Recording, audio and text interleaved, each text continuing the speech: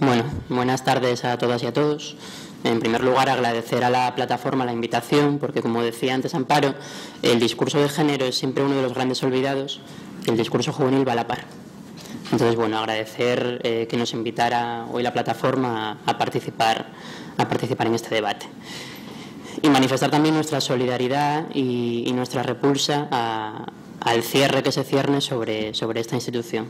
Un cierre del que los consejos de juventud sabemos mucho de cierre, sabemos mucho de recortes, porque la crisis o la llamada de la crisis está acabando con todos aquellos movimientos sociales de participación y de reivindicación de derechos. Este Real Decreto o esta contrarreforma sanitaria no es una política aislada. A veces tendemos a parcelar o a sectorializar demasiado las cosas y caemos en el error de no ver que se trata de un proceso global. Un proceso global que tiene que ver con una crisis política, con una crisis social y con una crisis económica. Y una crisis política, social y económica se traduce en una crisis de régimen, una crisis de sistema. Una crisis de un sistema, del último sistema, que nació al calor del fin de la Segunda Guerra Mundial y que lo que se suponía pretendía era socializar, democratizar el sistema capitalista, y que, como todos vemos hoy, falló. En ese sentido, no es algo aislado. No podemos analizarlo como una política de un partido concreto ni como una política concreta, sino que tiene que ver con una crisis de régimen, con una crisis de sistema y con cómo le estamos dando salida. Cuando la plataforma nos invitó a participar en las jornadas, la pregunta que se nos planteó fue: ¿y los jóvenes qué? ¿Y los jóvenes qué en relación a esta contrarreforma sanitaria, en relación a este Real Decreto Ley?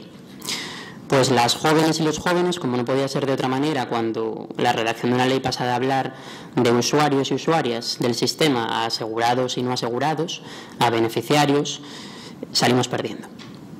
Salimos perdiendo en derechos y salimos perdiendo en prestaciones. Salimos perdiendo, como también lo hacemos con la contrarreforma educativa, con la contrarreforma laboral, con la contrarreforma judicial. Salimos perdiendo porque las y los jóvenes somos uno de los colectivos más atacados de esta gran estafa. Esta gran estafa en la que no faltan recursos, a pesar de que el discurso único quiera grabárnoslo a golpe de repetición, no hay dinero, sino que el dinero está en manos de unos pocos. El dinero está en manos de unos pocos a los que se amnistía, a los que se rescata con fondos públicos, con dinero de todas y de todos. Por lo tanto, cualquier iniciativa legislativa que parta de que hay pocos recursos y por ello los ciudadanos y las ciudadanas tenemos que hacer un esfuerzo, es una iniciativa que parte de una mentira y por lo tanto es una estafa. Una estafa a los de siempre, a los de abajo, a la inmensa mayoría. Decía antes Amparo que muchas veces no nos damos cuenta de la que está cayendo hasta que nos toca. Yo voy un poco más allá, a veces cuando nos toca tampoco nos damos cuenta. Decía el otro día el diputado del Congreso, Alberto Garzón, que lo que nos pasa es la teoría de la rana y que es algo que está muy medido. A una rana, cuando la metes en una olla con agua hirviendo, salta. Pero cuando la metes en una olla con agua tibia y vas calentando poco a poco esa olla, la rana no salta. A la rana la atrapas. Y es lo que nos está pasando a nosotros. Porque tocándonos ya nos está tocando desde hace años. Incluso desde antes del año de mayo de 2010, cuando se agravó o empezó el agravante de esta estafa. Decimos que era una estafa y eso es lo que para nosotros es este Real Decreto Ley. Es una estafa que se sustenta en una argumentación que está llena de mentiras. Está llena de mentiras porque habla de gratuidad, de universalidad y de un sistema público. Y además la ministra de Sanidad y el resto de tertulianos y de tecnócratas que la acompañan en el Gobierno, en el Consejo de Ministros, no nos lo dejan de repetir. Y no se sonrojan. Reforman el sistema sanitario para que sea gratuito, para que sea público y para que sea universal. Y es mentira. Y es mentira, como el resto de intervinientes pudieron dejar ver cómo afectaba a los diferentes colectivos. Es regresivo. Es regresivo porque vuelve al aseguramiento, vuelve a hablar de asegurados y de aseguradas. Y cuando se habla de asegurados, eso tiene que ver con que también hay no asegurados. Es regresivo porque vuelve a relacionar el Sistema Nacional de Salud con el sistema de la Seguridad Social, cuando todos sabemos que el Sistema Nacional de Salud no se financia con cargo a la Seguridad Social, sino que se financia con cargo a los presupuestos generales del Estado. La Seguridad Social financia otras cosas, financia el desempleo, financia la formación y financia las pensiones, y cada vez menos. Además, es un Real Decreto que incide en la desigualdad. Es un Real Decreto discriminatorio. Quedan fuera de toda cobertura sanitaria las personas inmigrantes que llaman ilegales, que no tienen papeles. Y hasta no hace mucho quedábamos fuera los jóvenes mayores de 26 años que no cotizáramos a la Seguridad Social. Eso se corrigió por la vía de la corrección de errores, pero no fue un error. Nosotros consideramos que no era un error, sino que era una recomendación de la Unión Europea. Una recomendación de la Unión Europea que finalmente en trámite parlamentario aquí no salió adelante. Pero era lo que pretendían, dejar a los jóvenes mayores de 26 años que no trabajaran, ligándolo otra vez a la Seguridad Social sin ningún tipo de atención sanitaria. Es además un Real Decreto centralizador. Un Real Decreto centralizador que habla de la cartera común, de que en todos los territorios tiene que haber el mismo tipo de asistencia sanitaria. Hablan de la igualdad en los territorios y tienen razón, pero no la igualdad de los ciudadanos al derecho a las prestaciones, sino de la igualdad del negocio a tener nicho de negocio el mismo en todas las comunidades autónomas. Esa es la igualdad de la que hablan, de la igualdad territorial. Y además es un Real Decreto en el que se introduce la lógica de mercado. La lógica de mercado, y además de la que hablan sin ningún tipo de sutilidad. Hablan de la protección de la viabilidad de los sectores empresariales con los que se relaciona el sistema sanitario en un Real Decreto que se supone tiene que hablar del derecho a la salud de las ciudadanas y los ciudadanos, y habla, como no, del fomento de la competitividad. ¿Y por qué? Pues porque lo que quieren es privatizar la sanidad. Ese es un Real Decreto para privatizar. Es un Real Decreto para privatizar, y ya lo decía el ministro Wert en el año 2010 en una conferencia de la FAES, de ese tanque de ideas que dirige el expresidente Aznar. Decía Wert en esa conferencia que lo que había que hacer era privatizar el estado del bienestar. Que los servicios sociales era fácil, porque, por ejemplo, en la Comunidad de Madrid el 90% de los recursos que se destinan a servicios públicos ya se destinan a empresas privadas, con lo cual era fácil. Solo faltaba un 10%. Pero luego era más difícil en educación y en sanidad. En educación estamos viendo que no era tan difícil, y el propio ministro Wert apuntaba en esa conferencia a cómo hacerlo.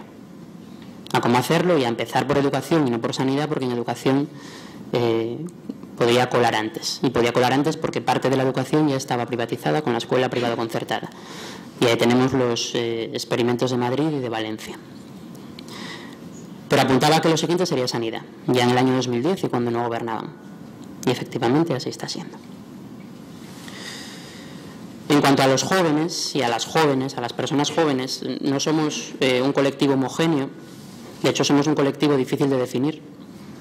Hace poco tuvimos unos encuentros de juventud en Gijón, los encuentros internacionales de juventud de Caboñes, y salimos de allí sin saber definir qué era el colectivo joven o qué era la juventud. Los jóvenes siempre se definió al joven relacionándolo con el proceso de emancipación, pero cuando ahora no salimos de casa hasta los 40 y pico años, pues es difícil. Vamos a ser jóvenes casi hasta la jubilación. Entonces es verdad que no es un colectivo homogéneo y que por lo tanto no afecta igual a todas las personas jóvenes.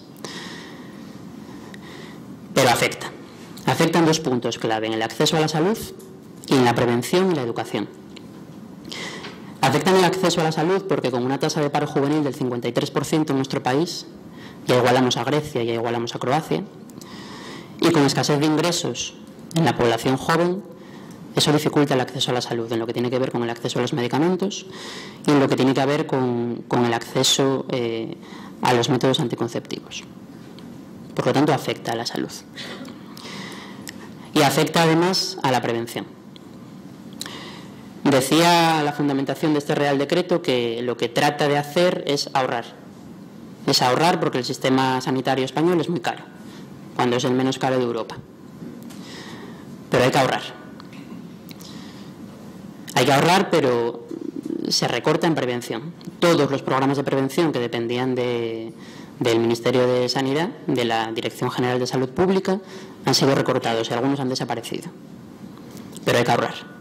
Y hay que ahorrar cuando la prevención es mucho más barata que la medicalización y que el tratamiento. Porque la salud no se trata solo de tratar enfermedades, sino que se trata de evitarlas. Y se evitan con la prevención. Pues bien, no parece por tanto que sea un problema de gasto, porque si quitamos la prevención vamos a gastar más. Sino que lo que se trata es de a quién se importe el coste y a dónde repercuta beneficios. Es decir, lo que importa es que se adelgaza el sistema sanitario, se imputa el coste a las personas enfermas y los beneficios los obtienen las empresas privadas. Ese es el kit del Real Decreto Ley. No es un problema de gasto, sino es un problema de que tenemos que gastar más, pero ese gasto tiene que revertir en el negocio privado. Nosotros entendemos que la prevención no se entiende sin educación, que la prevención no se entiende sin participación. Y como señalaba antes Amparo, también están acabando con la educación en lo que tiene que ver con el fomento de la salud y con la educación afectivo-sexual. Están acabando con ella. Y, por poner un ejemplo, en los próximos presupuestos en los presupuestos municipales del municipio de Gijón no queda ni una sola partida para educación afectivo-sexual y para prevención en la salud. La salud, decíamos que no solo hay que entenderla como el tratamiento de la enfermedad, sino también como la prevención de la enfermedad. Y que las políticas de prevención tienen una especial incidencia en la adolescencia y una especial incidencia en la juventud. Como cualquier política que busque transformar la sociedad. En cualquier política de transformación social tiene que estar orientada a las personas más jóvenes. Y eso es con lo que quieren acabar. Y entendemos que tampoco hay salud sin participación ciudadana y menos en jóvenes. Empezaron por educación para la ciudadanía. No tiene que ver con este decreto, pero sí tiene que ver con ese contexto global en el que nos encontramos. En educación para la ciudadanía decía el otro día uno de los obispos que lo que había que hacer era educar para que las personas jóvenes fuéramos buenas esposas y buenos esposos. Bueno, pues resulta que no. Que lo que hay que educar es para que seamos ciudadanos libres, críticos, independientes en casa y fuera. Empezaron por ahí.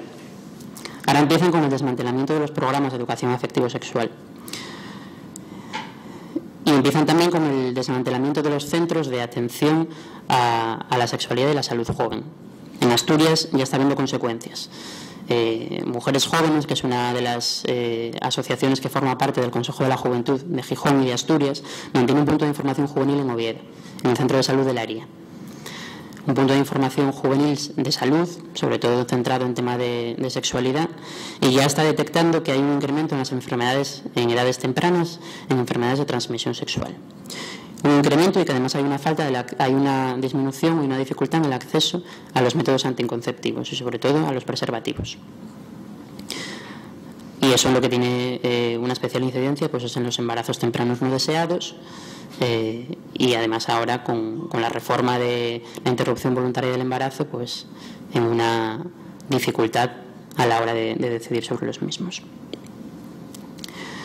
Decíamos también que había una dificultad en el acceso a la salud, porque ¿cuántos jóvenes mayores de 26 años no tenemos trabajo ni ingresos? La mayoría. Y el acceso a tratamientos, y el acceso al derecho a la salud, y el acceso a los métodos anticonceptivos, y el acceso se nos está dificultando. Se nos está dificultando porque cuantos menos recursos tenemos, más se encarece todo este tipo de accesos a la salud. Por lo tanto, con lo que están acabando es con el derecho a la salud de la juventud. Con el derecho a la salud de la juventud, acompañado del derecho a la educación, del derecho al trabajo, del derecho a la participación democrática. Pero los jóvenes al final lo que somos son ciudadanas y ciudadanos, y por lo tanto todos los argumentos que se han planteado en la mesa afectan también a la población joven, porque si no nos afectan ahora mismo, nos van a afectar dentro de unos años. Con lo cual creemos que el enfoque que tenemos que dar tiene que ser un enfoque global, tiene que ser un enfoque en el que no solo se está contra la reforma sanitaria y no solo afecta a diferentes colectivos, sino que afecta al conjunto de la población y afecta igual que el resto de contrarreformas. Es una crisis del sistema y como tal hay que contestarla mediante la movilización, la participación ciudadana y la protesta. Nada más.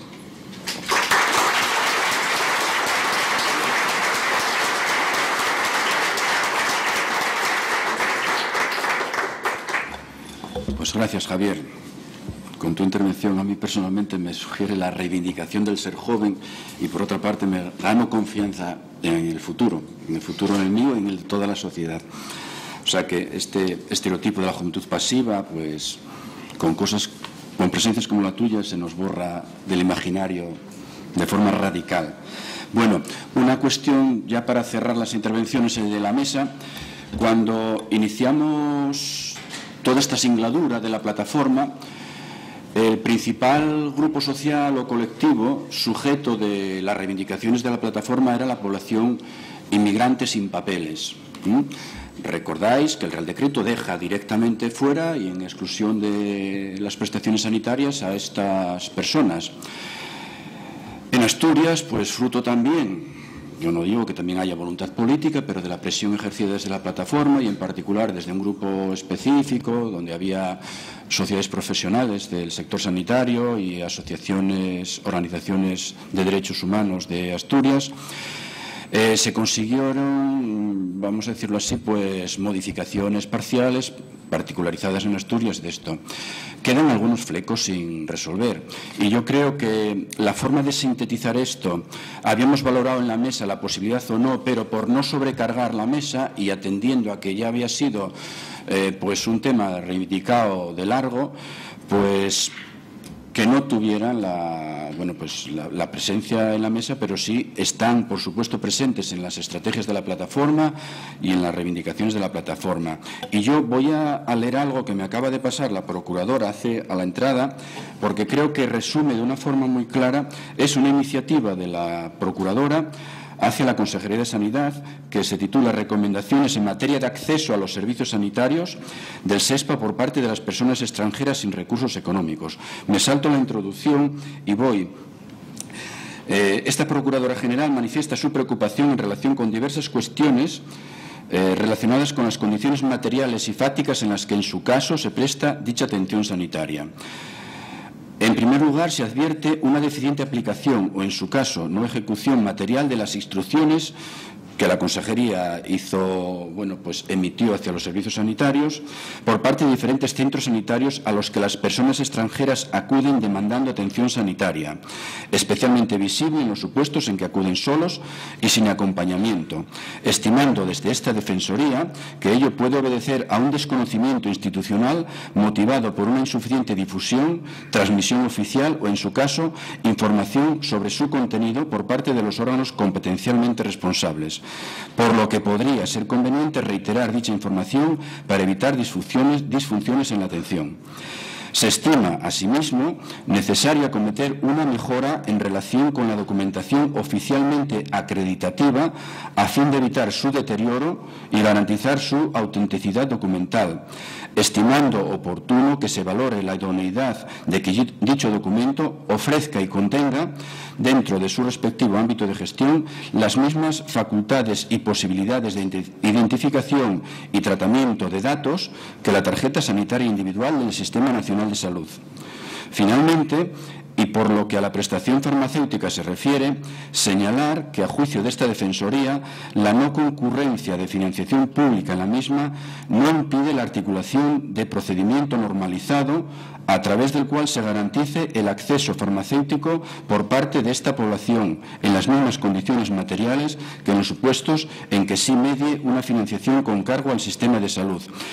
Realmente la iniciativa de la Procuradora recoge los tres elementos que están resultando insuficientemente implementados o puestos en cuanto a la concreción y los resultados de las medidas. Es decir, hay una instrucción, ¿no?, para que sean atendidas todas las personas, hay una instrucción que permite la emisión de un documento, ¿no?, y hay también una decisión o un compromiso de articular un procedimiento para la prestación farmacéutica.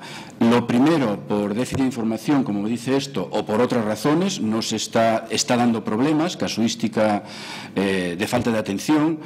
Lo segundo, se trata de que cuando se da es un folio como este, pues bueno, que se pierde, se deteriora, y se trata también de propiciar, si no es una tarjeta sanitaria individual que lleva implícito el reconocimiento de derecho, sí un documento documento en soporte material estable y que contenga elementos de identificación que puedan permitir esta prestación y el acceso a otras, ¿no?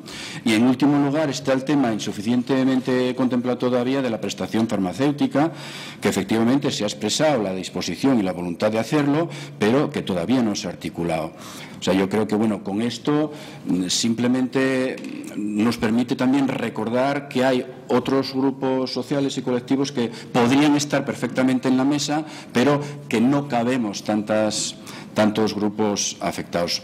Bien, y después de las intervenciones yo creo que tenemos tiempo perfectamente para unos 20 minutos o media hora aproximadamente de participación, de preguntas, de lo que se quiera. O sea que tenéis la palabra. Laureano. A ver, yo quería dos cosas. Uno era el tema de las ortoprótesis. El decreto del 3 de noviembre no se ha comentado nada, cambia totalmente la forma de financiación. No salió el catálogo, pero convendría recordar la historia de esto porque es una historia alucinante. En el año 2000 había un catálogo único y una cantidad que se pagaba en todo el Estado que era la misma. Desde el 2002, en cada comunidad autónoma se aporta una cantidad diferente. Por ejemplo, una silla de ruedas en Asturias puede ser en torno a 360 euros y en Madrid 200, por ejemplo. A lo mejor unas muletas es al revés y paga mucho más el ciudadano de Madrid que aquí. Es decir, es un descontrol total y es una situación que demuestra un poco hacia dónde han evolucionado ciertas cosas y ciertas prestaciones en el mal llamado Sistema Nacional de Salud. Ese sería un tema que, bueno, es de ahora mismo, del 3 de noviembre, no está el catálogo, pero sí la forma de pago, con lo cual no es verdad, o sea, que se paga en función de lo mismo que los medicamentos, 0, 10, 40, 50, 60. Entonces puede variar y dependiendo de las situaciones se puede pagar más o menos. En este caso, dada la situación anterior, no está tan mal este decreto, teniendo en cuenta el desastre y el desmadre que había a nivel generalizado. Y luego, respecto a los laxantes, yo te voy a dar una solución. Yo soy de digestivo y creo que hay una solución. Hay 3 indicaciones por las cuales se puede recetar. Uno es tener divertículos, otro es tener un intestino irritable y otro es tener una enfermedad en la red intestinal. Entonces, si el médico pone una de esas indicaciones, el laxante se dispensa. Es decir, que no tendrían por qué pagar esa cantidad que dices. Serían un poco 2 aportaciones y yo creo que mucha gente no conoce porque además el decreto de las ortoprótesis es del 3 de noviembre, está ahora mismo. Sí. Allá atrás.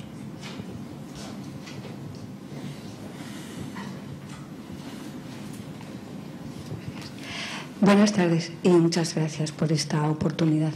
Yo recogería las palabras que dice el compañero de la mesa, que se preguntaba con otros compañeros qué era eso de ser joven. Mirándoles parece tan claro y tan evidente, pero si ellos mismos se hacen esa pregunta, yo creo que es muy saludable hacérsela. Sin embargo, y tú planteabas al tiempo que lo que está ocurriendo en sanidad viene ensayándose en educación, porque ya una gran parte de la educación estaba ya en el ámbito privado, ¿no? No obstante, con el tema de la juventud ha pasado lo mismo. Efectivamente no sabemos lo que es, pero porque es un constructo mercantil. El mercado ha construido la noción de adolescente, adolece, el sujeto que es carente de todo, y por lo tanto el mercado salió a trapo a satisfacer todas esas carencias, esas necesidades convertidas en necesidades para satisfacerlas desde la pura mercancía. Y no solo convirtiendo en mercancía lo que nos da, sino reificándonos a nosotros mismos, ¿no? Cosificando al propio sujeto, la desaparición del sujeto bajo ese marco. Para mucha gente de las que estamos en la sala, no pasamos esa etapa de la adolescencia. En mi época íbamos a una sección que se llamaba Pollitas, las chicas, y los chicos iban a cadetes, a presoldados. Cuando venían de la milia habían aprendido a matar y por lo tanto se habían hecho hombres. Por lo tanto, la noción de adolescencia es muy recién y por ahí yo creo que va todo el proceso. La propia noción de juventud se está desdibujando como tú muy bien decías, llegando ya a los 40 años, para precisamente ser el sujeto dependiente y nunca ese sujeto autónomo, que es lo que caracterizaría la madurez, ¿no? Muchas gracias. Sí. Con lo fálico que es.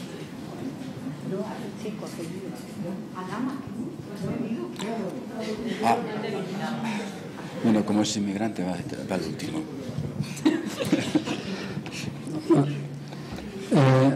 Yo creo que el panorama que dibujasteis es realmente desolador, ¿no? Y bueno, yo creo que es realista, es la realidad, es lo que hay, ¿no? Pero es desolador y es muy deprimente, ¿no? Y ya con el ánimo un poco sobrecogido ante tanta, bueno, pues tragedia, tenemos que plantearnos cómo puede ser la reacción. Hay que reaccionar, ¿no? Y tenemos que ver cómo combatimos y cómo nos enfrentamos a esta realidad, ¿no? Y hay que centrar un poco el debate y el discurso en qué políticas y qué acciones tenemos que emprender para combatir, pues, al enemigo, ¿no? Primero identificar al enemigo. Yo creo que está bien identificado ese neoliberalismo que se ha impuesto en el mundo, ¿eh? Y han puesto su política, su economía, que es el mercado desregulado, ha impuesto su política, que es que los gobiernos pues asumen el papel de gendarmes para guardar el orden, y proteger a los intereses de los ricos, y ha impuesto su cultura, que es el pensamiento único, que ya sabemos lo que es, ¿no? Que es el individualismo, la competitividad, etcétera. Entonces habrá que combatir en esos frentes, y habrá que preguntarse cómo hay que combatir, ¿no? Entonces hay que centrar la atención, el foco en la izquierda, que es la que tiene que combatir a la derecha, a la extrema derecha, que es la que está gobernando. Entonces, ¿qué pasa con la izquierda? Bueno, pues la izquierda, que somos nosotros, ¿no? Que estamos en contra del liberalismo, pues nos encontramos con que está dividida, ¿no? Está dividida, está atomizada, está haciendo la guerra cada uno por su lado, por su cuenta. Entonces, incluso muchas veces está enfrentada, ¿no?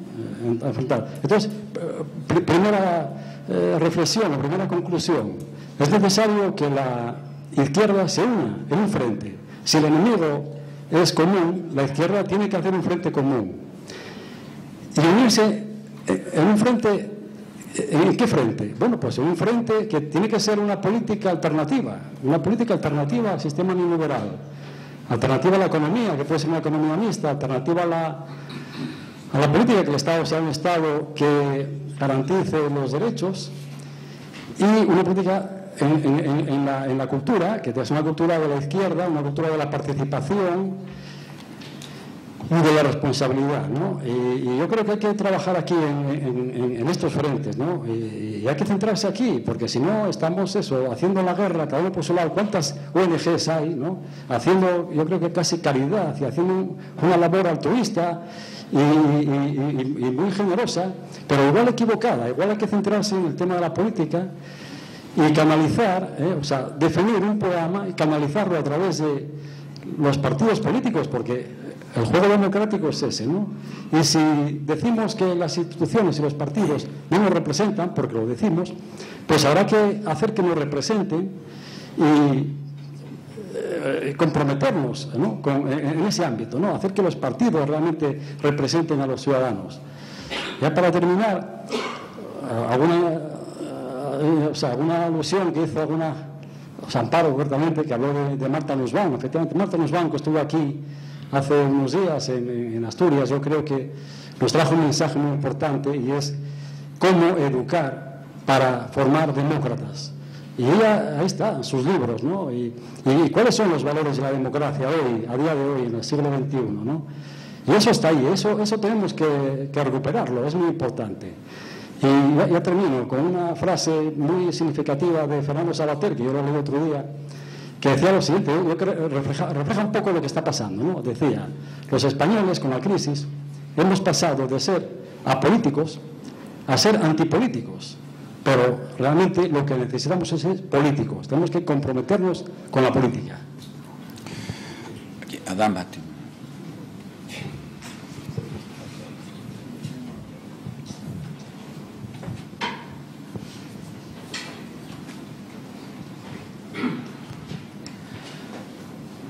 Buenas tardes a todas y todos. Y soy Alama de Médicos del Mundo.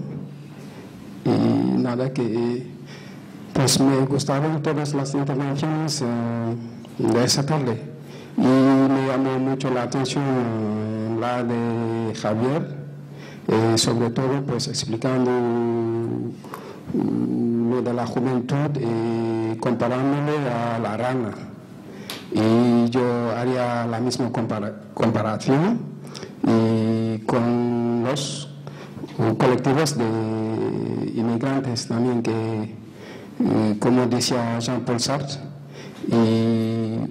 no son todos dans la même galère, que estamos todos en el mismo barco. Pero el problema es que pues desde la plataforma y con ese grupo de salud de inmigración, pues nos pusimos en contacto con asociaciones de colectivos de inmigrantes, pero pues muchas personas de esos colectivos pues sí que dicen que apoyan la lucha, pero con lo de la precariedad, buscarse la vida, etcétera, etcétera, pues esto explica que no tenemos una presencia masiva de ese colectivo, pero que sí que saben que pues unidos dans la même galère, que estamos todos en el mismo barco, por lo tanto pues tenemos que hacer cosa común y para llevar la lucha a cabo. Y pues era todo. Muchas gracias. Andrés. Bueno, yo quería solamente intervenir por el compañero que hablaba de todos los que estamos aquí, la izquierda. FAMPA, la Federación de Asociaciones de Mayores, es apartidista.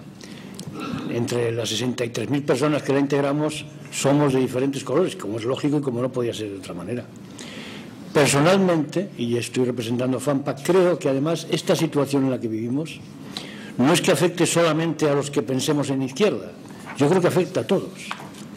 Porque aquí sí sé que se da, como decía, me parece que era Pepe al empezar, la paradoja de Bertolt Brecht, ¿no? Hoy no me toca, pero tampoco me toca mañana, y hombre, me tocó. Bueno, pues en este momento, lo que empezó siendo hace años un ataque a la democracia por la vía de la educación, está siendo por la vía de, no sé si me ocurre, los bomberos. Es decir, los jueces, está todo el mundo en la misma, estamos realmente en la misma bolsa. Yo haría más que un llamamiento, y esto es una cuestión personal, a un planteamiento de partidos o un planteamiento de ideologías, haría un llamamiento, un planteamiento del país, del Estado. Es decir, estamos en crisis todos y tenemos una crisis monumental. No hay dinero, dicen. Sí hay dinero, claro que hay dinero. Lo que ocurre es que el dinero hay que distribuirlo como corresponde. Hay que distribuirlo de otra manera. Hay que ser mucho más solidarios. Hemos perdido los conceptos de solidaridad. Hemos perdido el concepto del trabajo. Es decir, quizá nos hemos acostumbrado a vivir muy bien, no lo sé. Personalmente no, desde luego. Y me imagino que de aquí veo las caras y las edades, me parece que tampoco. Hemos trabajado todos seriamente y mucho, pero hubo quien no. Y nos hemos perdido algo. Se nos ha quedado, no sé si es una generación perdida como dicen, o algo se nos ha quedado perdido en el camino, ¿no? Nada más que esto era una cuestión, sobre todo por respetar los estatutos de nuestra federación, que creo que era preceptivo. Gracias. Carlos. Bueno, yo quería en primer lugar decir que me gustó la mesa, que tanto el enfoque general que hizo Pepe como los análisis, los enfoques sectoriales creo que estuvieron muy bien, pero propondría el que esta mesa tuviese continuidad, es decir, que traducir estos análisis, estos enfoques que se hicieron en datos concretos, en casos concretos que llegan mucho más a la población y a la opinión pública, datos concretos que luego, bueno, pues se puedan, que sean con el objetivo pues de denunciarlos a la opinión o a la administración o a la vía judicial como corresponda, ¿no? Es decir, que esta información me parece que es muy importante y la plataforma debería de servir como un instrumento de gestión de toda esa información y tratar de vehiculizarla, convertirla en movilización ciudadana, movilización de la opinión pública y movilización ciudadana.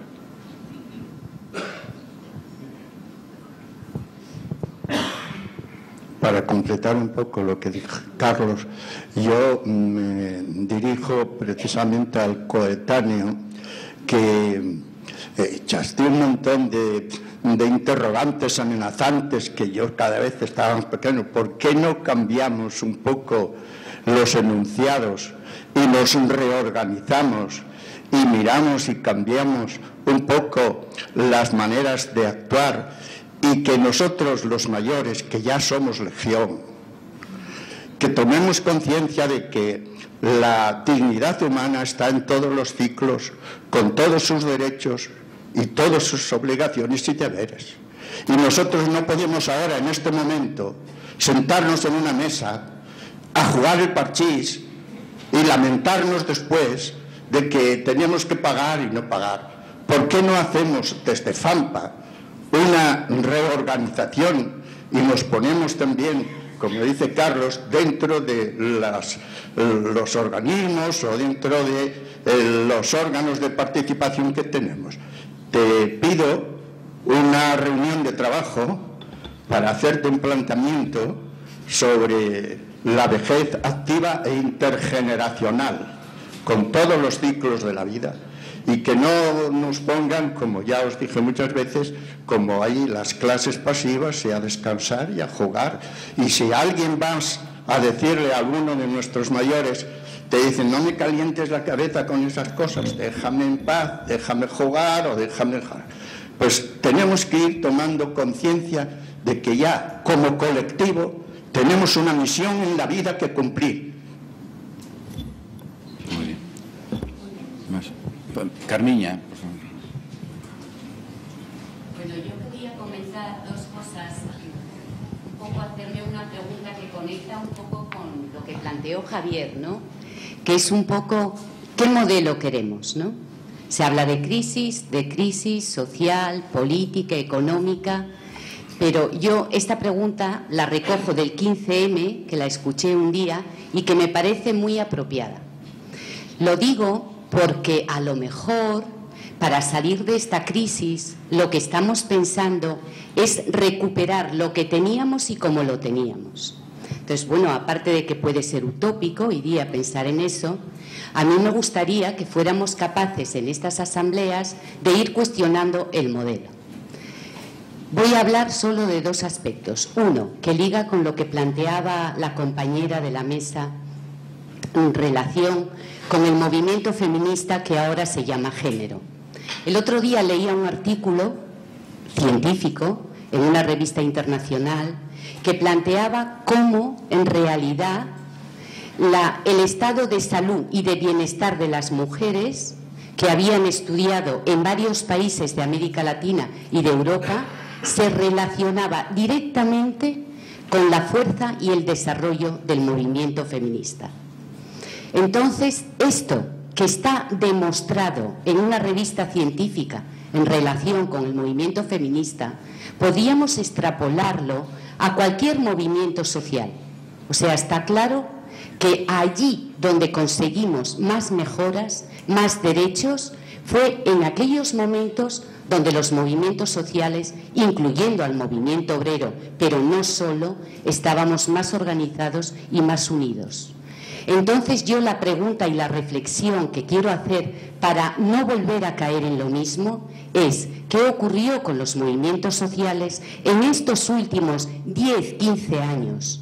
¿Por qué llegaron a estar atomizados? ¿Por qué montamos tantos chiringuitos? ¿Por qué esos chiringuitos estaban subvencionados y qué supuso ello? Simplemente dejar la pregunta. Y en este sentido de preguntarnos qué modelo queremos, también quería hablar en relación con el sistema sanitario.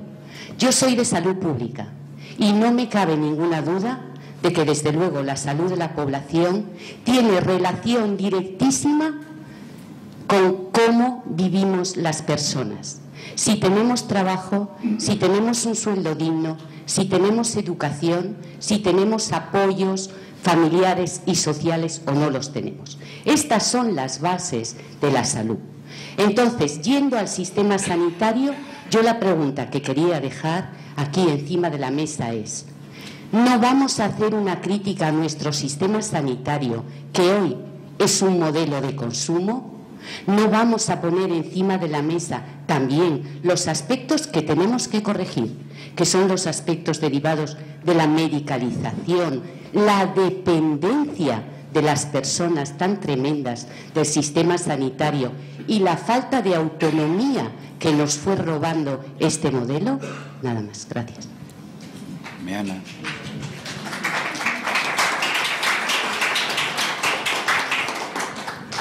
Bueno, es muy difícil hablar después de Carmiña porque dijo todo lo que quería decir. Lo siento, creo que se me oye. Es cierto. Quería subrayar un poquitín, cuando estaba viendo el título que nos reúne aquí y estaba pensando hasta qué punto a la gente que yo veo en la atención primaria le está afectando en su salud las medidas sanitarias. Y estaba pensando, ¿acaso los recortes de los 400 medicamentos que retiraron? Y estaba contestándome, quizás sea una gran oportunidad de que meditemos qué estamos haciendo y qué estamos medicalizando y cómo podemos racionalizar las cosas que estamos haciendo. Cuando pienso en los 8 euros, pienso en algunos pacientes que tengo que realmente sí les está afectando esos 8 euros, pero lo grave no son esos 8 euros, es el concepto de desigualdad que introduce dentro del sistema. Pero lo que sí estoy viendo realmente como incidencia en la salud, de una forma constante, es el paro. El paro es lo que está generando la patología. Los problemas de vivienda, los problemas de las personas mayores que tienen que volver a sus casas, las mujeres que tienen que volver a ser cuidadoras a la fuerza después de haber conseguido una mediana liberación en un puesto de trabajo. Los jóvenes que frustrados dan vueltas, se deprimen o emigran. La falta de esperanza que late en el ambiente, eso es lo que realmente genera patología y afecta sobre la salud de las personas que yo estoy viendo en estos momentos.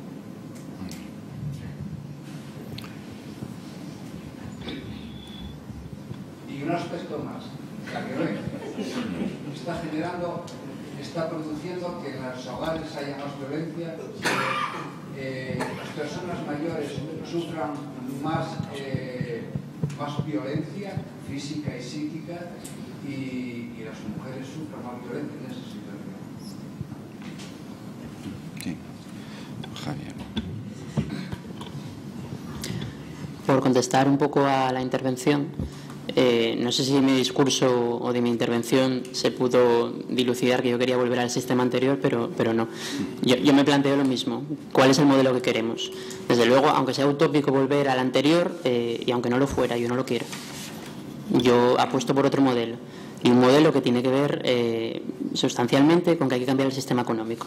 Si no cambiamos el sistema económico, no cambiamos el sistema de estructura social y no cambiamos la sociedad. Y en cuanto al tema de los chiringuitos, yo creo que es un discurso a veces fácil y a veces que nos traiciona a nosotros mismos. Ese discurso lo tiene la derecha para cerrar todas las estructuras de participación que hay en este país. Yo creo que no hay chiringuitos, igual que no hay clase política. Hay políticos de diferentes clases y también hay estructuras de participación, y cada vez menos, que utilizan personas y de diferente manera. Entonces yo creo que tenemos que oír un poco de ese discurso. Igual que no hay clase política, no hay chiringuitos, sino que las estructuras de participación se utilizan a veces con unos intereses determinados y otras veces con modelos de participación real.